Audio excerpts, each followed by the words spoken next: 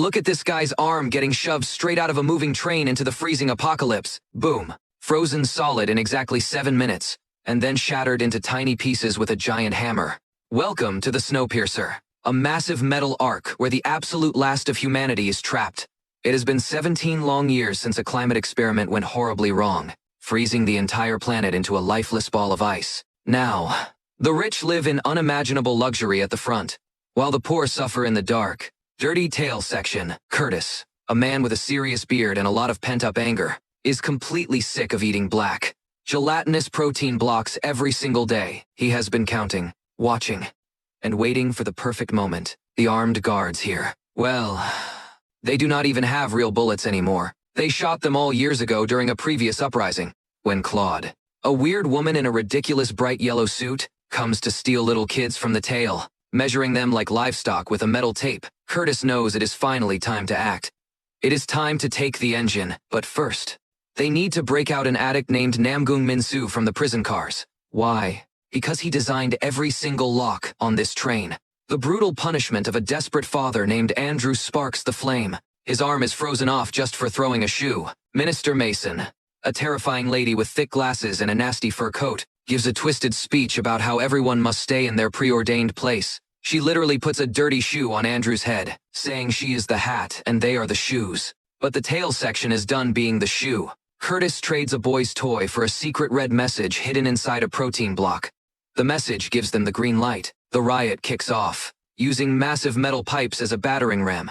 The poor passengers smash through the heavily guarded gates. Curtis takes down guards left and right, proving once and for all that their guns are completely empty. They push forward into the prison section, where people are kept in cold, drawer-like stasis pods. Edgar wakes up Namgung, who looks like he has not showered in a decade. Namgung is addicted to crenol, a highly flammable industrial waste drug. Curtis makes a deal.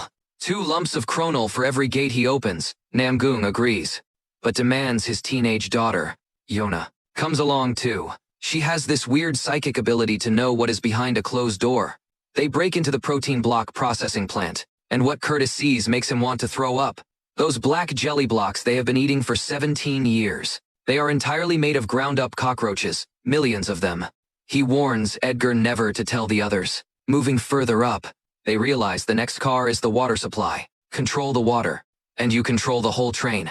But before they can celebrate, Yona screams in pure terror. The heavy gate slowly opens, revealing an army of masked guards standing in the bright smoke. They are holding axes and chanting in a terrifying rhythm.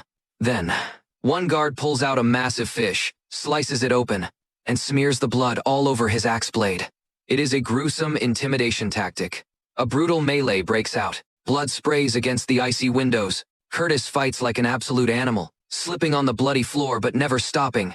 Just when the rebels seem to be pushing back, a voice comes over the loudspeaker announcing they are crossing the Yekaterina Bridge. The masked guards stop fighting and start counting down. 10, 9, 8. Suddenly, the train plunges into a miles-long tunnel, pitch black.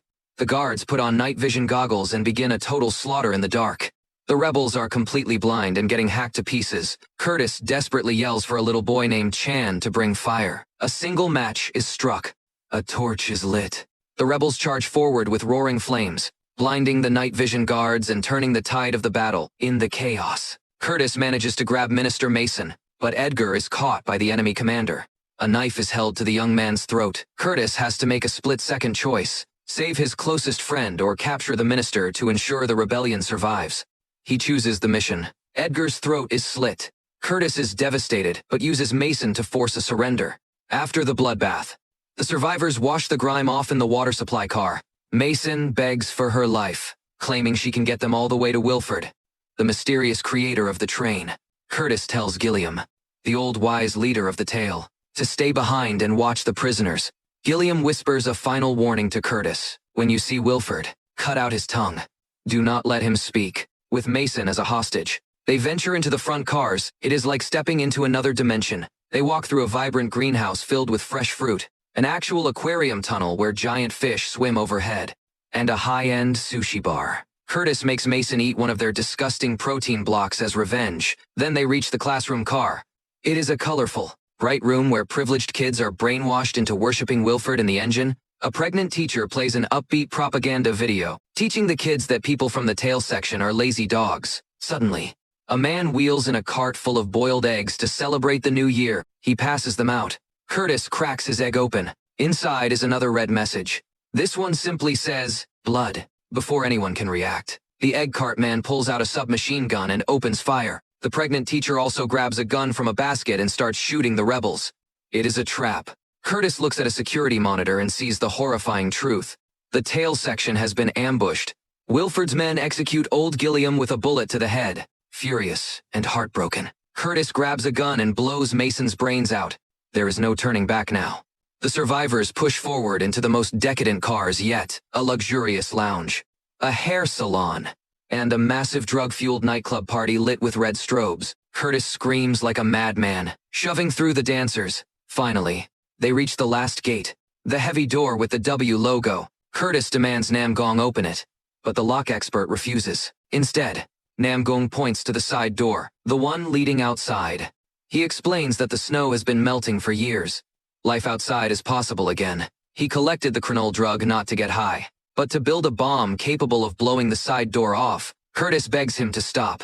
He sits down and makes a horrific confession. In the early days of the tail section, when starvation drove everyone mad, Curtis participated in cannibalism. He admits he killed Edgar's mother just to eat the baby.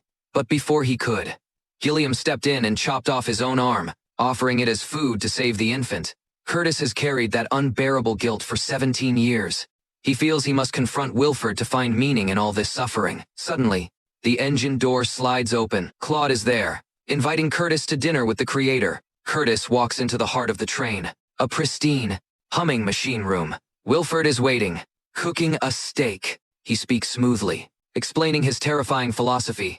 The train is a closed ecosystem that requires perfect balance. When the population gets too high, rebellions are orchestrated to thin the herd. And the most devastating truth: Gilliam was in on it the whole time.